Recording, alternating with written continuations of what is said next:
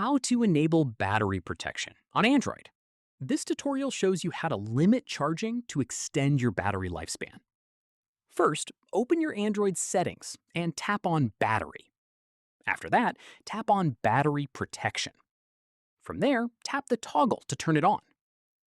At this point, you will see two options to choose from: Basic and Maximum.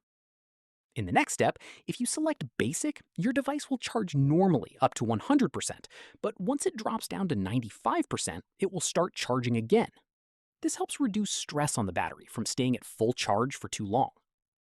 Following this, if you select Maximum, you will get a slider that lets you set a custom charging limit.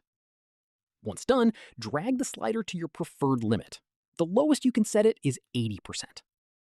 From here, once your battery reaches that set limit, charging will automatically stop and will not resume until the battery drops below it.